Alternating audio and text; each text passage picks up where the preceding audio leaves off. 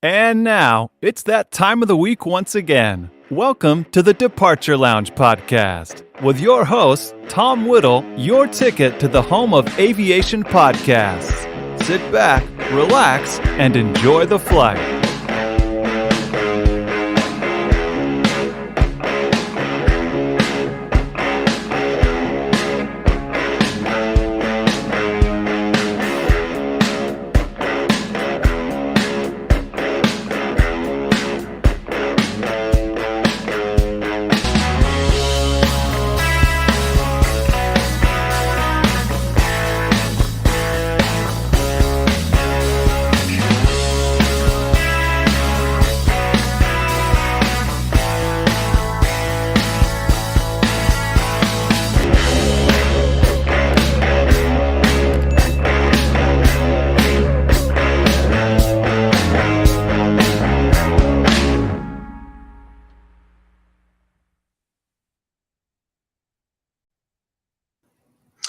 Hello and welcome to this very special bonus it's not really midweek, but Thursday night show of the Departure Lounge podcast here on the Departure Lounge YouTube channel. And I hope you are well.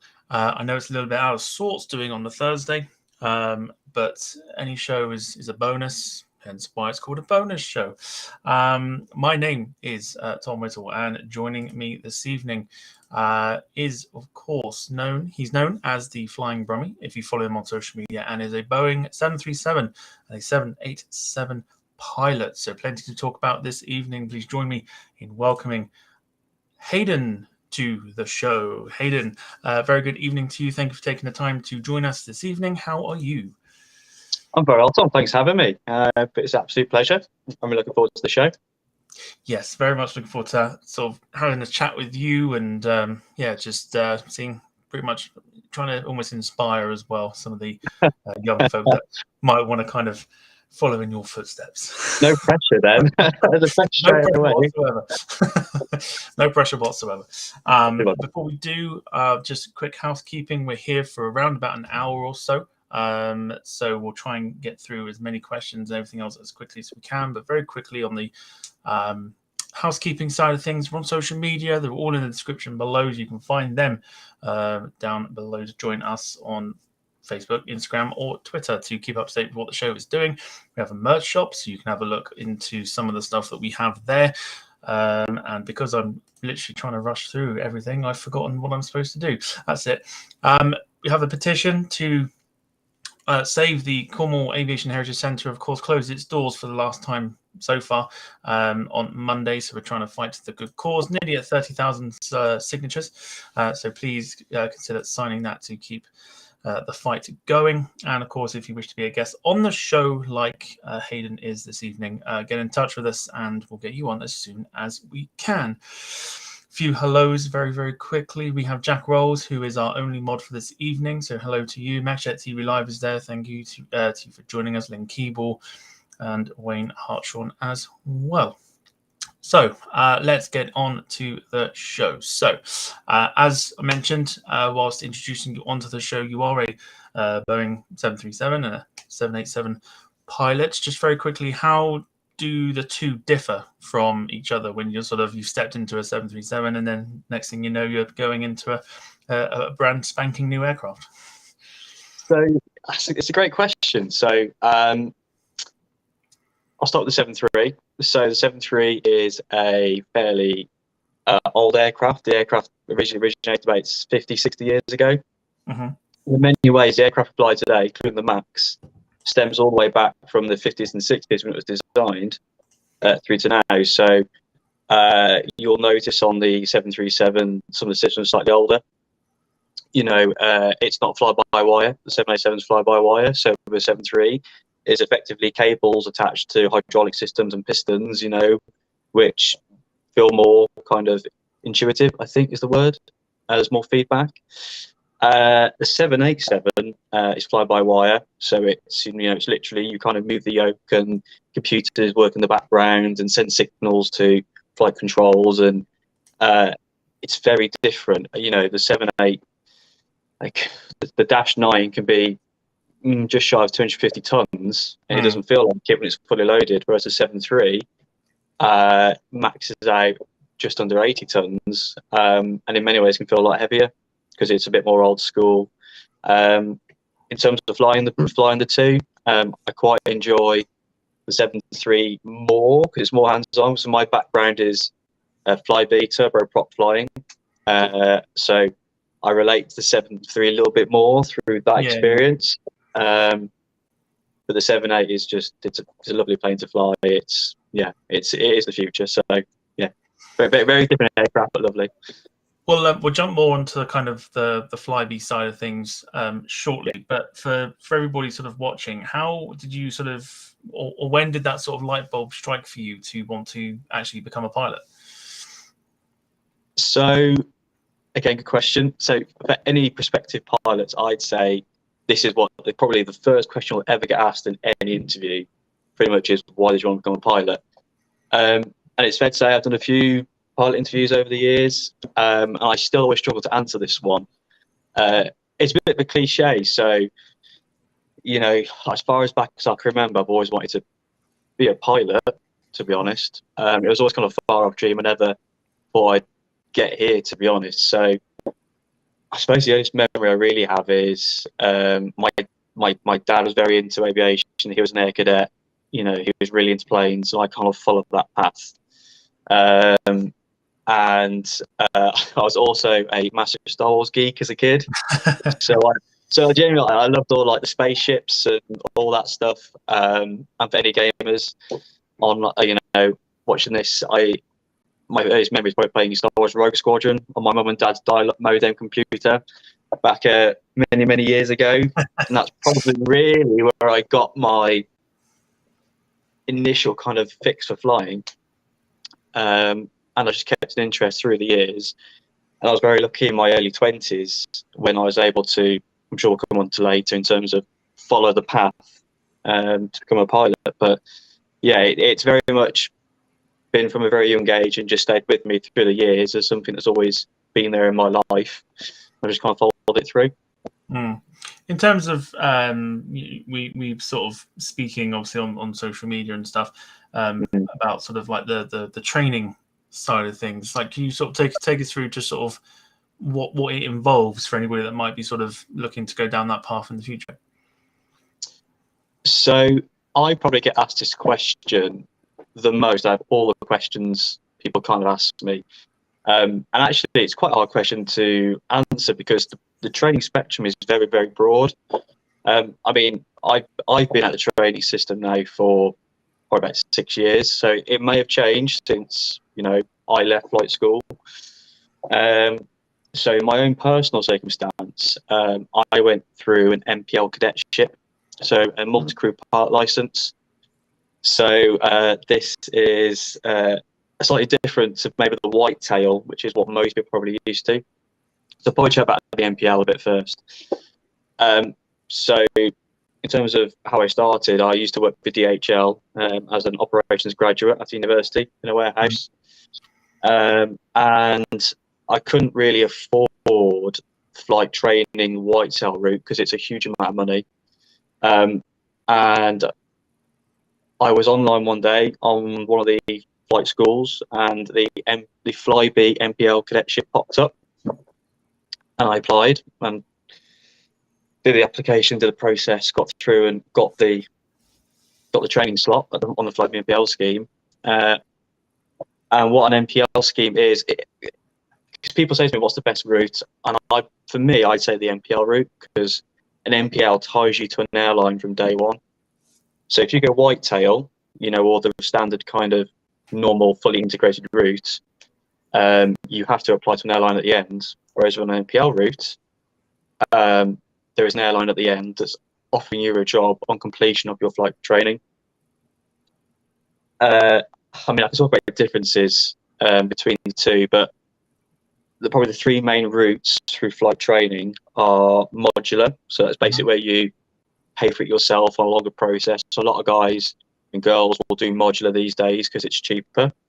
I think you can do a modular course for about 60, 70 grand, which is a lot of money, but you kind of do it alongside a full-time job. and probably takes slightly longer because you're doing it alongside a job. You have another route called, well, I suppose it's called whitetail or fully integrated.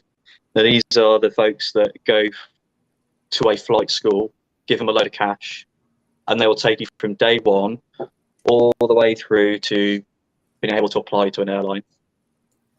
And I think, I want to say, in most cases, you're looking about 6 figures, really, for that kind of training these days.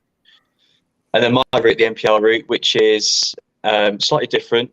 You know, there's less flight training in it in terms of flying aircraft. A lot of it is sim based, and it's based around crew coordination, working together for an end product.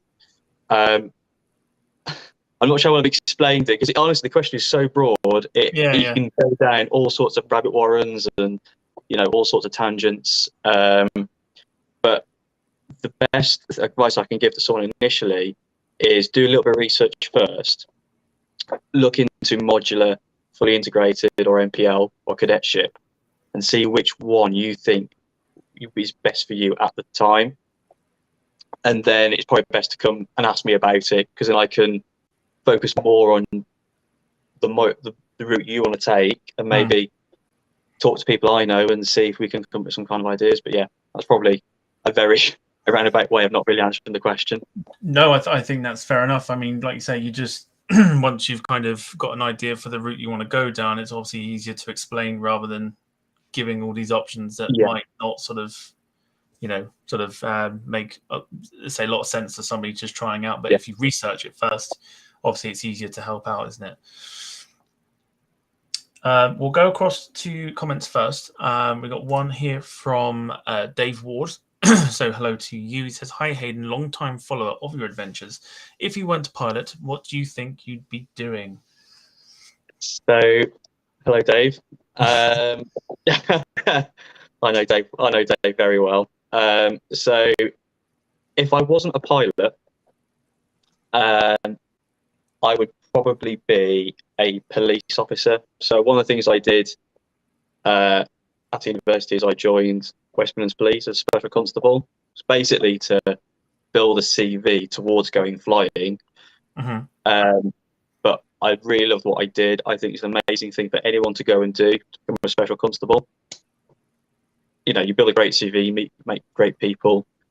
So yeah, I'd probably, if I wasn't a pilot, I'd go full-time into policing. I think a 9-to-5 job doesn't really appeal to me particularly. I'll be honest, it doesn't. So yeah, probably the police. Yeah. Very good answer. I mean, I wouldn't have had that down really if but yeah, no, it's a very, very good answer. Keep getting questions in for Hayden if you want to have them asked. In fact, one's coming from our moderator this evening, Jack Roll. He says, Hayden, out of the 3 variants of the 787, what is your favorite? PS, love the Instagram content. Thanks very much. Appreciate it. The 2, they're pretty much the same, I'll be honest. They fly roughly the same. The Dash 9, I think, is about 6 meters longer. So I think aesthetically, the Dash 9 looks slightly nicer, looks more in proportion. But I haven't flown the Dash 10. I think it's going to be British Airways have those in the UK. I'm not sure of anyone else that has them in the UK. So I fly a Dash 8 and Dash 9. They're much the same. The Dash 9 has a few more flap settings and bits and pieces, and trying to get too technical or geeky. The Dash 9, if off the top of my head, is slightly louder in the flight deck through the air vents, and when you go on a Dash 8, it's noticeably quieter. So maybe the Dash 8 because it's slightly quieter on a 10-hour cruise across the Atlantic. Possibly Dash 8 might take it on that. So yeah. There you go. Jim Gemmell says, a Rosa, boo, hiss. Behave yourself, young Jim. Steve Plains, hello to you. I know he's currently washing football kit at the moment, which sounds like a hell of a load of fun. He says, were you always keen to fly Boeing over Airbus? you know what? I've never been asked that. And do you know what? My first aircraft, I really did. My first aircraft was a Dash. It was a Bombardier. And after that, I've always wanted to work for TUI. So I think naturally Boeing was going to be the one I was going to go. I mean, I suppose there's always this well-documented thing about Boeing versus Airbus pilots. I think there's a bit of friendly rivalry between the two of us, because Boeing pilots are the real pilots. But yeah, there we go. There we go. You know, you might have a tray table, but you know what I mean. Anyway, tray table. No, so if I had a choice, I'd like to stay on Boeing. I quite like it. I think it's a more physical aircraft to fly. And I've done that many type ratings over the past few years. I really don't want to do another Airbus type rating. I can't do another type rating too much. Yeah, stick to what you know. Yeah, sort of thing. exactly. Yeah. Yeah. Thank you for that question, Steve. Jim Gemmell, I think probably sums up a lot of people's opinions, but we'll get sort of yours in terms of obviously flying the 787. But he reckons the Dash 8 looks too short, the Dash 10 is probably too long, and the Dash 9 is probably just about right. But did you see it as more sort of that way? Where, like, do you have an opinion on terms of this, like, obviously not being just a pilot of one, but when you look at one from outside, do you sort of get that sort of impression as well? I suppose a Dash 8 is. I've heard folks say it looks a little stubby, but what you know, the Dash 9, I think, like I said, just naturally looks more in proportion. And I think I can count the number of times I've seen a Dash 10 on my hand. I think Etihad had a couple, and I think I might have seen some in Manchester. You know, way back before COVID, all that happened. Yeah, probably the 9. Probably looks just in proportion, I think, for what it is. Yeah, I think that's about right. I think the 9 for me is kind of one of those. I forget what the. I'm going to get slated for this. I forget what it is, but it's too hot, too cold, but just right. Which one is it? Someone will say it in the comments. I'm sure. Someone will know. Someone will know. I'll get slated for not knowing it, but yeah, that's it. Fair. Jack Rolls says. With the 737s now having the MAX models, do you think it would be standard for new trainees to learn both the regular and the MAX variant? So when you do a 737 type rating, it covers all the variants, you know, including the MAX. So when I did my first type rating on the 737, it was on an NG because the MAX was still fairly new. And to be honest, the MAX and the 7.3 are fairly similar. You know, well, they need to be for, you know, the same type rating.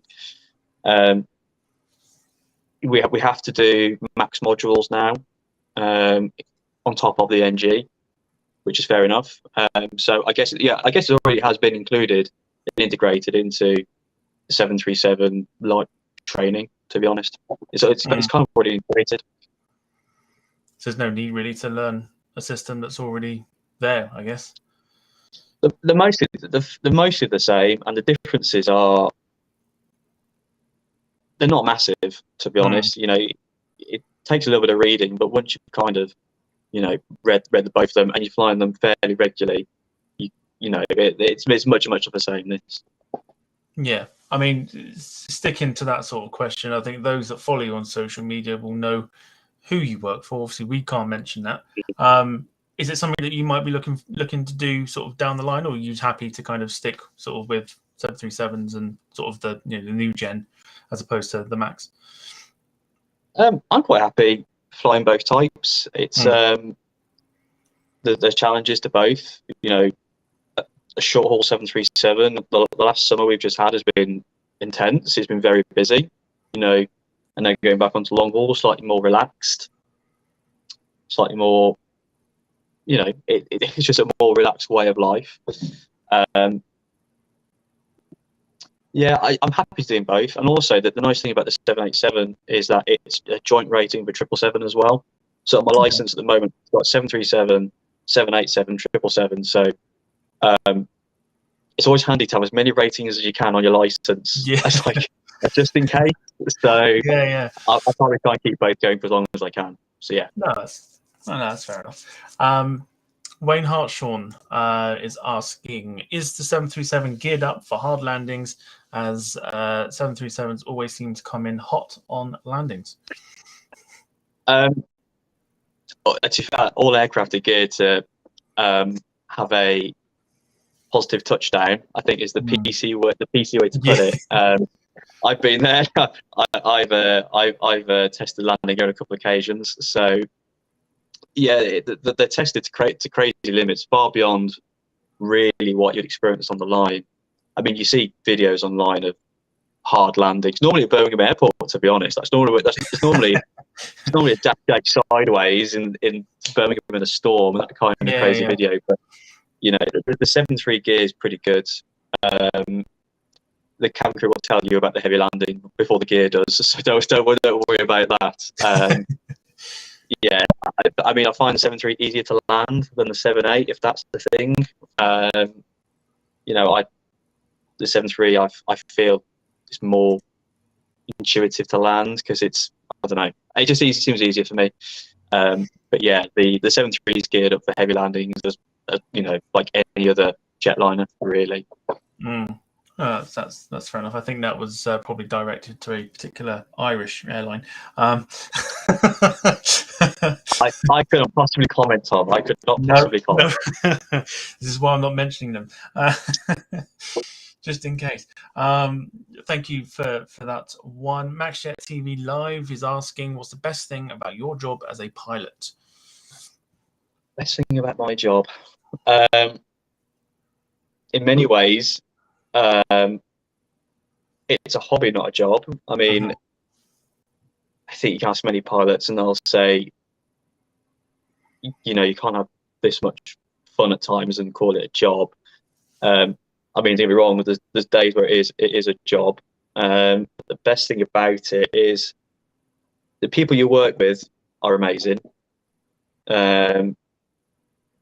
You know, you really get to good rapport with people that you see quite regularly. You go to different destinations. You know, that's very nice. But also, I think, again, the cliche of every day is different. I know every time I go to work, I'm not going to have the same day that I had yesterday.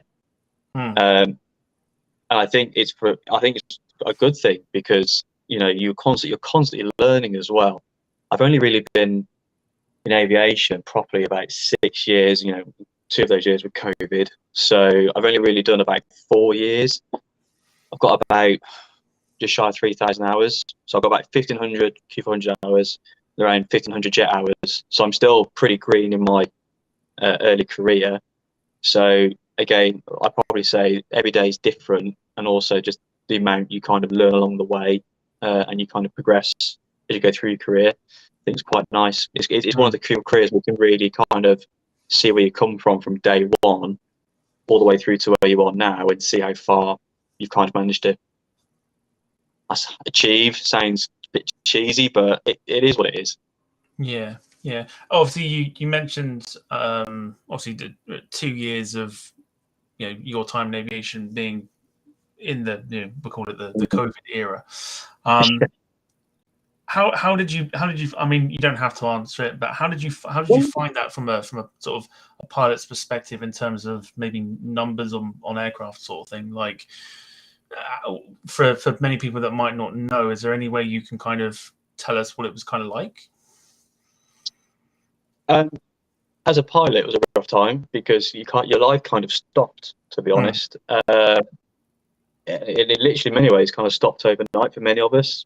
And the entire industry became a big question mark. But we didn't know what the future was. You know, we weren't sure if we were going to have, if any of the airline industries were going to be around on the other side of whenever COVID was going to end. You know, luckily we all, you know, most of us got through COVID onto the other side, and we've had a really good summer in terms of people wanted to go on holiday, which was great. Yeah. There's a bit of worry that, you know, a bit concerned, or, you know, there's still restrictions on. But for COVID, for me at the start, because I'm a commuter, so I commute to work, and so I live out of a suitcase for a large part of my time. So the first few months was quite nice just to be in the house and around the family a lot more. because again, as a pilot, you spend a huge amount of your time away from friends, family, loved ones. That is a big downside of the job. So actually, COVID to begin with was actually quite nice to be in the same place more than 4 or 5 days at a time. So yeah. Overall, it wasn't great, but it had positives. Yeah, no, that's fair enough. So obviously, on the flip side to that, now obviously seeing aircraft, full up again, like you say, with people going on a holiday, some sort of normality and stuff must kind of, not just yourself, but especially people in the industry, sort of not breathing a massive sigh of relief, but thinking we're on the up here after the whole sort of, the whole thing. It's nice to be taking a full plane sort of thing. Yeah, it is nice to take on a holiday, to be honest. Especially after 2 years of not really doing it. It was really nice to actually come into work every day and take a plane full of people somewhere really nice on their holiday, and call it a job. It was actually quite nice. It was. Can't really say much more than that. No, that's fair enough. Dave Ward with another question here for you. Obviously, I think this sort of covers most people that pilots or people that work under particular airlines. Obviously, your Instagram content is absolutely top drawer and extremely detailed. Do you have to be careful about what you can show or say? Yeah, you got to be aware. You have to. You can't put anything you want on social media. Like any job, to be honest. You've got to find that hundreds of people can see what you put on there. I try to keep my content pretty positive. As long as you're aware and you have an understanding of social media policy, whoever you work for, it's fairly straightforward. If there's any doubt in your mind, just don't post it, and that goes to anyone. Just if you think it's not a great idea, it's probably best to leave it to one rather than try something else. Yeah, if you and ah about it, it's normally a sign, isn't it, that it's probably not best. No, that's fair enough. Jack Rolls is sort of a bit of a generic question. He says, general question, what was your favourite childhood aircraft you've seen or heard? My favourite childhood aircraft? I suppose you've got to say, because I loved, when I was growing up, my dad was really into airplanes, especially World War II airplanes, because I remember as a kid watching the Battle of Britain as a film, and I suppose this Spitfire and Hurricane really were the first aircraft I can really look back and I knew what they were, I knew what they looked like. So probably a Spitfire or a Hurricane, I think. He'll probably be very happy with that. He's a big fan of the. There you go. He's just put it there. Look, you can't beat the old aircraft. There you go. No, you can't. Jump straight in. Fantastic. Obviously, in terms of with you being a pilot and traveling to many destinations, of course, there's always going to be the question that gets thrown your way of your favourite destinations that you've been to. So we may as well get it out of the way now, and start sort of talking about sort of destinations and stuff. Now, what would you say we'll talk airport wise first. What sort of we'll go with the most challenging airport that you've sort of flown into, that you go, oh, not this one. Not this one. So probably, to be honest, back in my Flybe days, was probably Jersey. I always remember has been interesting. It's a very short runway. Jersey, it was a short runway. So Jersey was always interesting. And in fact, I was based out of Belfast City with Flybe. And anyone that knows Northern Irish weather, it's always sideways rain and cold. So I spent much of my days sideways in the Q400 trying to land into Belfast City. And if anyone on here knows Belfast City well, if I say the IKEA car park on 2-2 at about 200 feet, I think most pilots of Belfast City will know exactly what I'm talking about. So yeah, probably Belfast City. I was London City trained as well Mm-hmm. at Flybe, so I did London City a lot. So although that was captain's only approach, you're part of monitoring as FO, so that could be demanding because it was a raw data approach on a 5.5-degree slope for the skipper. So you've got to watch the skipper, make sure he's not getting anything wrong, make sure you're getting your stuff right. But again, if you did a visual approach onto the easterly runway into London City, you've got to go over the city at 2,000 feet using the Shard as your base turn point, point at Hazard Parliament, then point. So that was quite nice, literally using the landmarks to fly onto the airfields. In terms of my current job, anything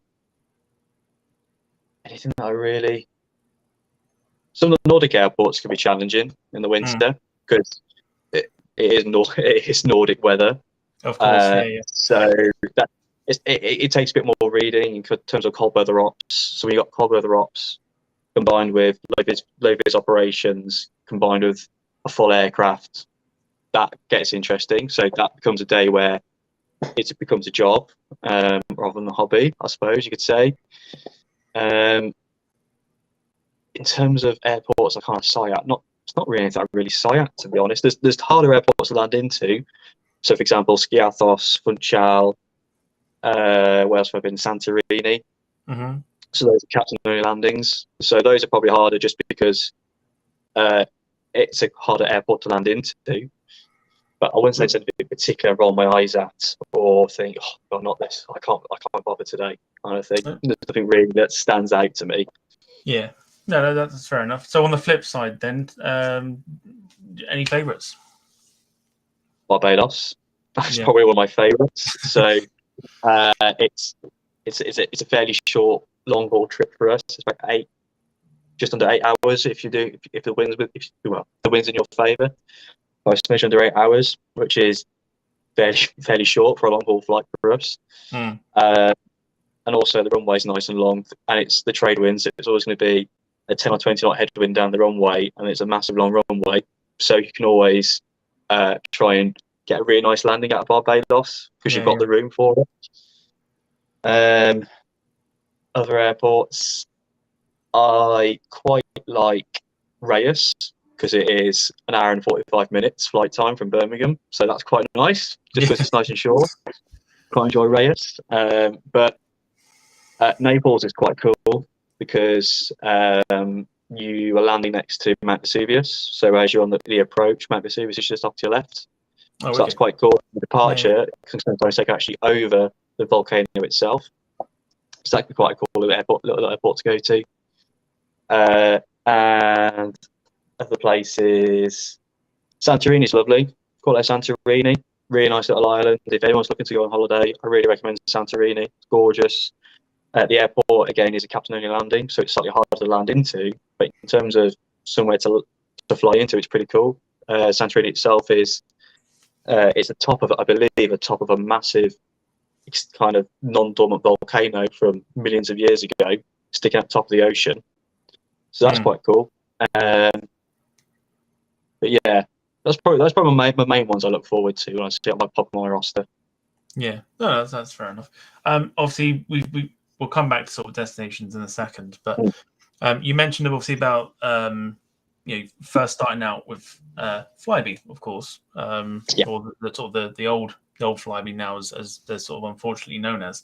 How did that happen? Like, is it something that you applied for, sort of as a I've managed to complete my training and I'm just going to go and apply, and they took you on? So this came back to the kind of one of the first questions about routes to be a pilot. So I'd applied to different airlines. The NPL route was the way I wanted to go because it was slightly cheaper, to be honest. Some NPL schemes were going for about 80 to 90 grand.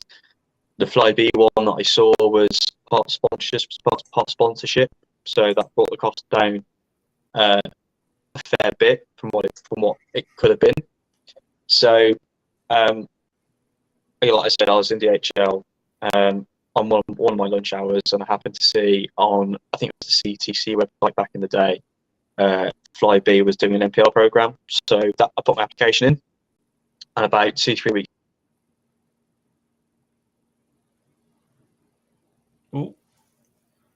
did the aptitude testing, and then got offered the position. So, like I said, the NPL role tends to be with a specific airline job at the end. So when I was off the NPL scheme, there was the EasyJet NPL scheme. Virgin Atlantic did an NPL scheme. So, you know, they are becoming more commonplace, especially with EasyJet. They seem to do the bulk of them. So in terms of the training that I did for the NPL, you do 6 months of ground school, like anyone does. You do your ATPLs on the grounds, which, again, for anyone that's looking to go through flight school training, those 6 months are by far the worst 6 months of your life in many ways. It is hard work, it is long days. Sometimes you sit there and you look at a book thinking, nothing's going in my head, I'm never going to do this. You will do it, trust me. You'll sit there and think, this is far too hard, I can't do it, it's too much, but everyone gets through it, you know. So yeah, did my 6 months of ATPLs, and then I went off to Arizona in America for my basic flight training. So I was lucky. So I was on a university air squadron. I was at university. Now, for anyone that's looking to get into flying, I know it's a bit of a tangent here, but I always say to people that want to get into aviation, have a plan B. Don't go straight from college, don't go straight from school and go straight to flight school. Go and do something else. So for me, I went to university and studied history and got a degree out of it. When I was at university, I was able to join a university air squadron, which is an RAF organ, which is basically an RAF reserve unit where you get to go flying. And in fact, many of the Air Force pilots these days come from UASs. So I really recommend a UAS to get into flying. So, you know, when I was there, I think I got about 50 hours of free flying. Didn't pay a penny. Got 50 hours in my logbook. Yeah. So when I went to my NPL training, I already had about 50 hours of single engine flying. So then I was able to kind of fit quite nicely into quite a condensed, short and basic flight school package. Did my 6 months out in America, came back to the UK, did a bit of multi-engine flying, UPRTs, upset prevention recovery training. Then went off to do, I think it was about 150 hours I did in a 737 simulator, doing what is effectively an IR rating, with outer rating at the end. So I already, when I came to TUI on this, when I came to my airline, I was going to pop out. So it was on my lanyard on the pit. Yeah. I was going to pop out. So I'm doing my best not to mention it, honestly. No, well, at TUI, you know, when I went on 7.3, I'd already got 150 hours on it, so it was quite nice. But yeah, did my time on the 7.3 simulator. Then I was let go to Flybe because I completed my flight school training. So I went to Flybe, went down to Exeter, and did my type rating over there. Again, so was it a couple of weeks ground school, then like a full LST, full type rating package in the simulator. So I think it's like 8-9 sims for a license check. Yeah. And then I got sent onto the aircraft, so I did my base training. So if anyone doesn't know what base training is when you join your very first airline, you've got no time on a large plane, so you have to go do takeoff and landing training. I think you can do it in a sim, but don't quote me on that. But we took an MTQ 100 up to Newquay Airport and did 6 takeoff and landings, which is probably the most fun I've ever had in an aircraft. You're literally just ragging it around Newquay Airport at like 1,500 feet doing touch and goes. Yeah, that's literally literally just up the road. Oh, is it? Oh, it is, yeah. At some point. Yeah. So, in fact, Newquay Airport did amazing Cornish pasties because we used to define to Newquay a fair bit of Flybe, and I used to be in the FO. You know, that game of rock paper rank. I tended to lose that one, so I was the one going into the terminal to get all the pasties. But yeah, but yeah, then so did that base training. Then because again, your very first airline, I had to do about 40 sectors on the Q400 line training. So it's about 20 days worth of training. You know, you go out with a training captain, you know, and you have a set syllabus you have to do. I mean, it goes by very quick because Flybe you're doing 4 sector days, 6 sector days at times. So when you've only got 40 sectors to do, you could be doing 4 or 6 flights a day. It goes very quickly. But you know, but like I said, I think a turboprop is by far the best aircraft to learn your trade on to begin with, because it's always trying to kill you in many ways. So you learn the art of self-preservation, which is pretty good. To be an airline pilot, it's self-preservation.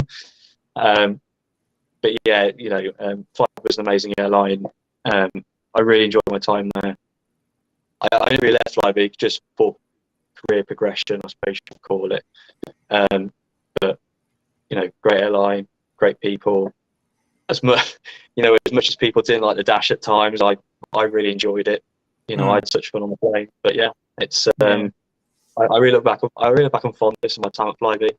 Yeah, it's an aircraft that I had hoped, obviously not knowing that they were going to come back and that, but it's an aircraft that I'd hoped to get on as a passenger, but obviously never got the chance to.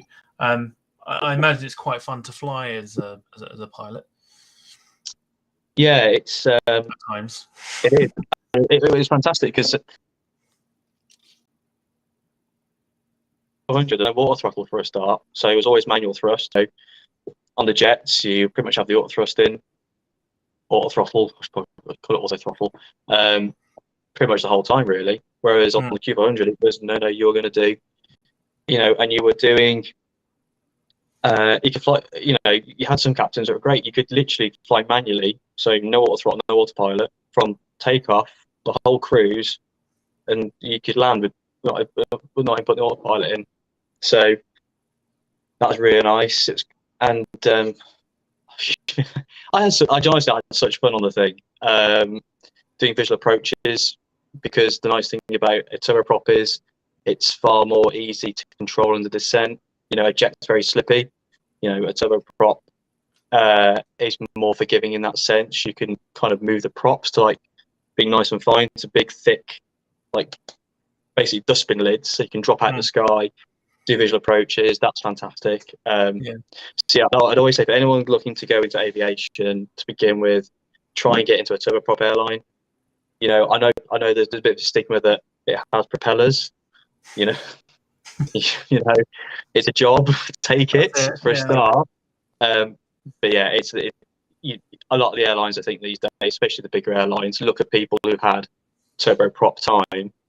I mean, look, at my airline, there was a huge intake of Flybe guys into my airline when I joined, because you know, you had to go do a 737 simulator, which was fun enough, manual thrust, manual flight, and that's what we did all the time. So a lot of the Flybe turboprop guys get into the main airlines because you've had so much experience, lots of sectors, lots of take-on landings. You've seen a lot of stuff go wrong. You've seen a lot of stuff go right because you do that much flying.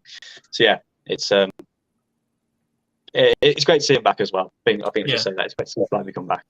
I was just about to sort of say, you know, sort of, you know, a very quick sort of mention to that. Obviously, did it sort of hit you, being an ex-employee, about the news of the sort of the collapse of the old Flybe? Yeah, it was awful because I started friends there, and I was at home about to fly back to Birmingham to do a duty on my current airline.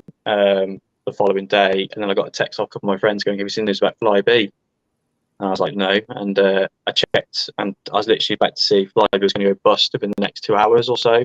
So I had to run down to the airport, get a staff ticket, jump on a dash, and literally as we were pushing back from the stand, they were putting snow plows and all sorts behind the dashes to repossess it. Oh God, we're going to take off. We started an engine. I was like, good, that's a start. We taxied off. We took off. I was like, right, we're in the air. And by the time we landed in Birmingham, they were all the dashes next to us, and all the Embraers had, you know, Jeeps, snow plows, all sorts parked behind them. And the moment we pulled onto stand, I remember some bus going straight behind us and parking the bus there, and that was the end. It was awful, to be honest. Yeah, it was really bad. I've spoken out quite a few times about sort of my feeling about the whole thing, but yeah, I think for anybody that knows about the old Flybe sort of thing, and I think I mentioned it actually at the weekend. I think we spoke about it. The collapse of the old Flybe sort of hit the southwest of England quite hard, because it was the airline that connected us with, major airports and things like that. So yeah, it's not really sort of it's not really kind of recovered in that front. Obviously, the new Flybe now are picking up routes again from Newquay and that, so that obviously helps. It's a slow rebuild sort of thing. So it's good to kind of see them back. Yeah, absolutely. From a sort of passenger, and I suppose from yourself as well, to kind of think it's like an old entity that's sort of refreshed, and hopefully we can try and keep them in the skies this time. Fingers crossed, though. Fingers crossed, absolutely. Let me just go back to so there we go. So yeah, obviously we'll go back to sort of like destinations and sort of like aircraft and things like that, whilst we've still got a little bit of time. If there was one particular aircraft that you could probably fly for a day, do you sort of have that in mind as to, I'd love to kind of get behind the controls of that one day sort of thing? I suppose every pilot wants to have flown a 747 at some point. I think many people will say that. There's everyone even says 747 or Concorde. I suppose looking to the future, like I think this 777X looks pretty cool. I think it's a 6-year-old kid in me thinking it's a massive plane. That looks pretty cool. But the A350 looks lovely, actually. I said there's that rivalry between Airbus and Boeing, but the A350 does look a very Gucci piece of kit. I'm never going to say no to flying a plane, so I guess the A350 would be quite nice. So probably the 777X or the 350. Good shouts. I mean, you get brownie points for saying 350 at least. It's like one of my favourites. But okay, I'll take those points. It's one of my favourites. Some good choices there. Dave Ward just popped up with a question there to say, I don't know about you, Hayden, but I have a love-hate relationship with maths, mainly hate. Do you have to be good at maths to be a pilot? So, I'll let you in a secret. This Dave Ward here is one of my best friends, and we were at school together. And me and Dave Ward were in the same math set. And I'll let you in a little secret. It was one of the bottom math sets, to be honest. I was awful at maths. I was terrible. So you don't have to be amazing at maths. You have to be able to, count without using your toes and your fingers. There's little cheats that surprisingly the 3 times table is pretty good, because don't get too detailed. Your altitude times 3 is distance you need to lose the altitude. So your 3 times table becomes pretty important. But maths, it's not a huge element of your job. I mean, during your ATPL ground school training, maths can be pretty big. But you are taught it. You're not just left in the deep end, no idea what you're doing. So yes, you do need to be able to add. You do need to be able to subtract. You do need to be able to do basic math problems and know when something doesn't look quite right. It's probably the better thing to say in terms of numbers. You need to be able to go, oh, that looks a bit off, actually. I'm not too sure about that. But yes, during your ground school training, maths is probably more involved, I think the word is. But you're not just going to be dumped and with no idea what you're doing. You are going to be trained, and they will show you the right way to do it. And there are those very important question banks that are out there that allow you to practice. So yeah, maths has a part to play. It's not massive. It's not all encompassing. By all means, if you don't sit there and think I'm awful at maths, I can't be a pilot, because I wasn't great at maths. But if it's something you're not great on, maybe you work on a little bit, and a large part of being a pilot is if you find an area you're not great on, you have to work on it to try and improve it. So maths can be an element of that. Well, that's fair enough. Hopefully, I think a lot of people, especially sort of myself, would kind of imagine that maths would have had to have been quite important. So I think that fills a lot of people with a little bit more kind of like, oh, actually, it's not, so important. Another thing is everyone asked me to be good at physics. I took physics AS level because I thought I had to do it to be a pilot, and I got did I get a D or an E? I absolutely dropped out of it. Yeah.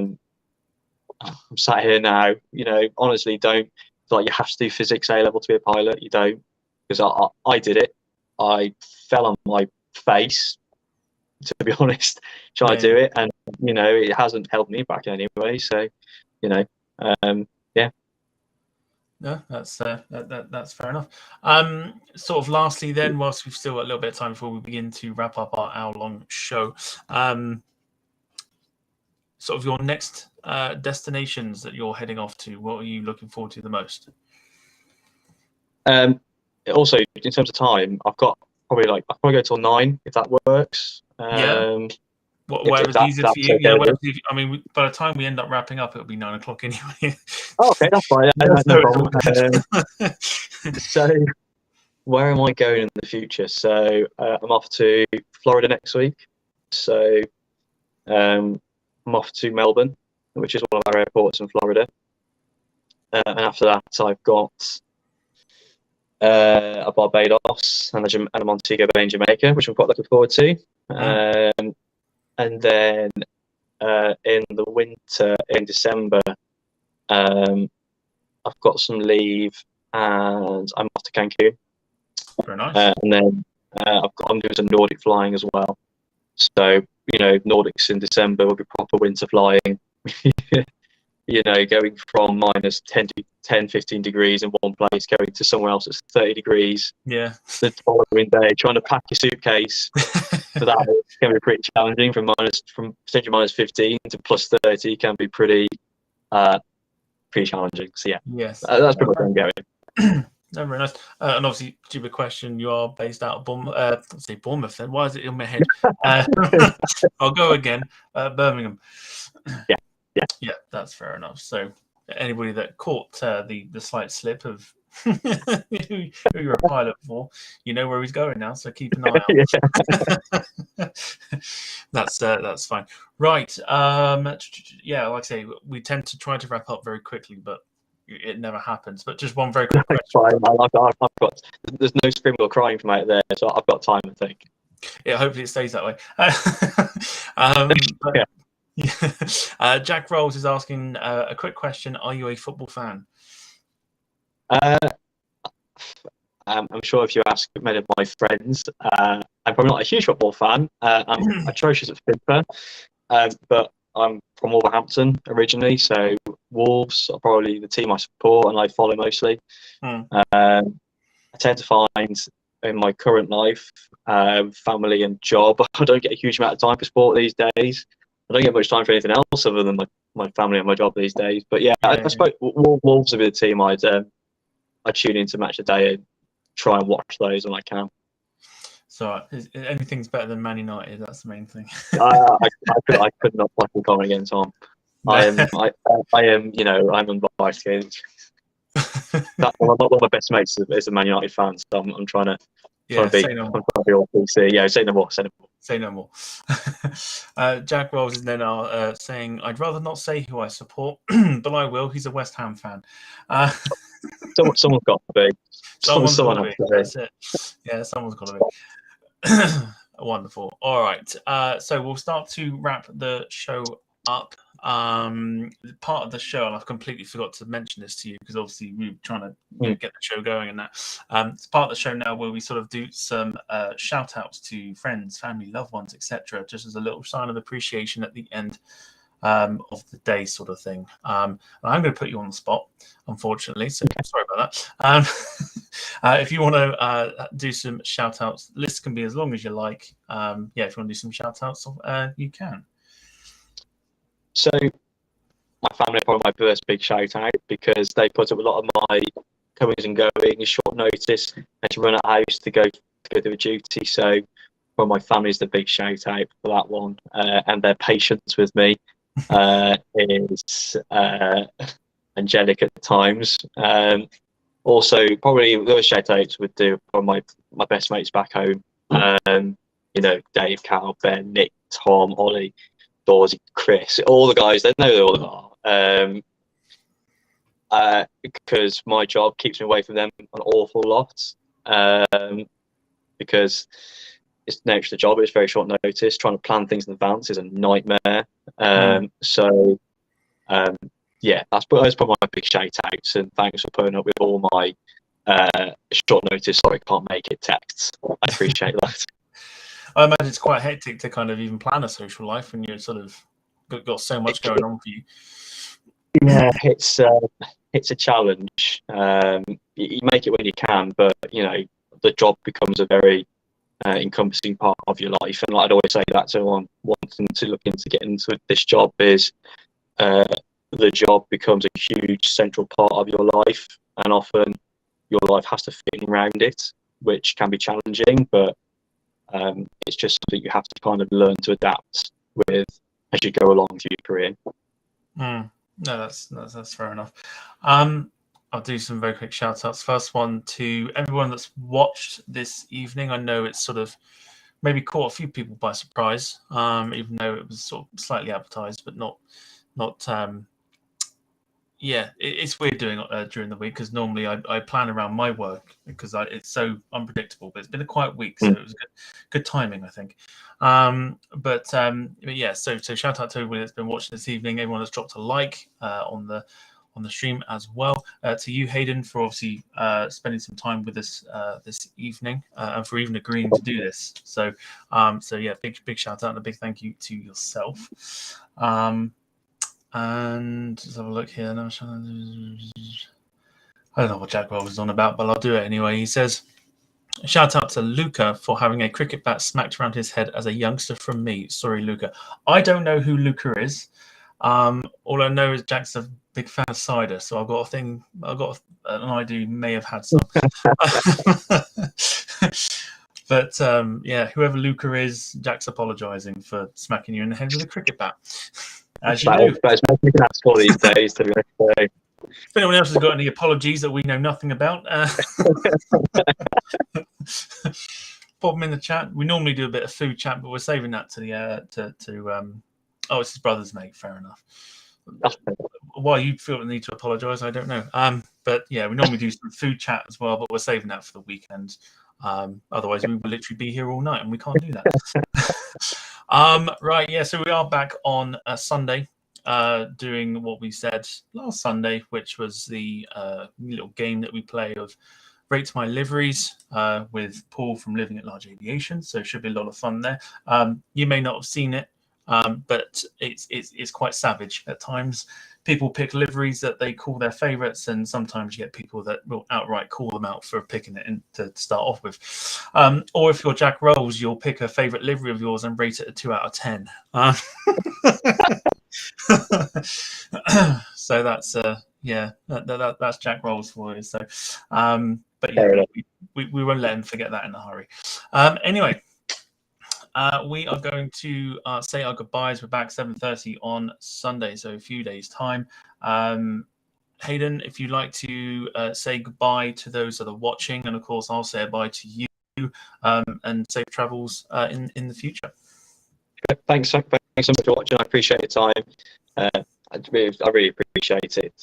It's been a really nice hour or so. I really enjoyed time here, and I hope everyone's kind of taking some away from me blabbering on for the past hour or so. So yeah, thanks for your time. I really appreciate it. I really do. No worries. And like I say, you're more welcome anytime that you do get a free moment to come and join us again. No problem. I love that. We'll try and sort something out.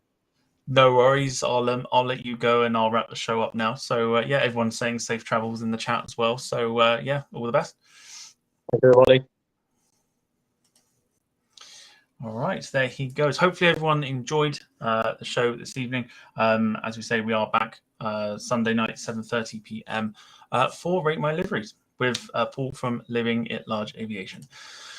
So until then, enjoy the rest of the week. If your weekend starts now, like mine does, enjoy it. It's not often you get 3-day weekends. But for now, take care, everybody. And we'll see you on Sunday. Take it easy. Bye-bye.